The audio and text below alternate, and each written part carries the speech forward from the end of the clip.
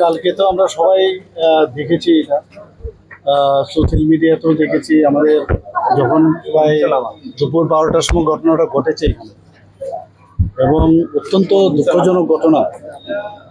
এবং আমাদের মেয়র সাহেবকে আমি বলেছিলাম, সাথে সাথে আমি আরেকটা মানে কাজে ব্যস্ত ছিলাম, তো উনি এসেছিলেন সাথে সাথেই। আর এখানকার আমাদের যারা ছেলেরা আছেন তারাও ঝাঁপিয়ে পড়েছিল। এবং শুভ্রজিৎ চৌধুরী নামে, অল্প বয়স, এবং শুনলাম খুবই ভালো ছেলে। এবং যে ঘটনা ঘটলো, যা প্রাথমিক যে রিপোর্ট আমার কাছে আসলো, দেখা গেছে যে এখানে যে গ্যাসের যে লাইন দেয়, তো লাইন গ্যাসের যে এখানে লাইন কিন্তু দেওয়া হয়েছিল, কিন্তু উপরের ফ্ল্যাটে তখন কিন্তু গ্যাসটা সেখান থেকে দেওয়া হয়নি।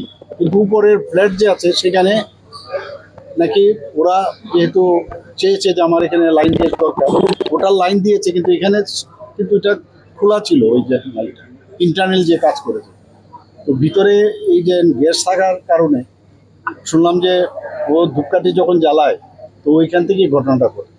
প্রাথমিক যে রিপোর্টটা আমি পেলাম, সকালবেলা আপনারা জিজ্ঞেস করেছিলেন কী কারণে হলো, তো অনেকে বলছিল এরকম, নিউজ পেপারেও আমি দেখেছি যে বিভিন্ন রকম, কিন্তু যা দেখলাম, আমাকে দেখালো ওই যে পাইপটা খোলা ছিল।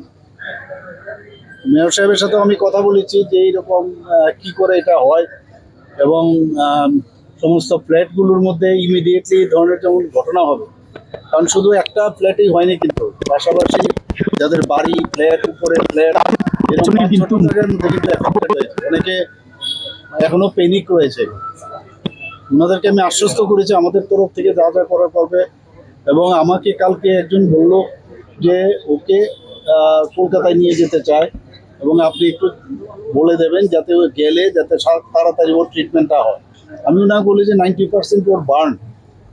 তো আমি আধিকারিককে বলেছিলাম, সেক্রেটারি মহোদয়কে, যে আপনি দিল্লিতে কথা বলে, তো সেইভাবে তৈরি ছিল। কিন্তু দুঃখের বিষয়, অত্যন্ত দুঃখের বিষয়, আজকে সকালবেলা আর ওনাকে ধরে রাখা গেল না। ডাক্তারবাবুরা অনেক চেষ্টা করেছে, তো ওর আত্মার সদ্গতি কামনা করি।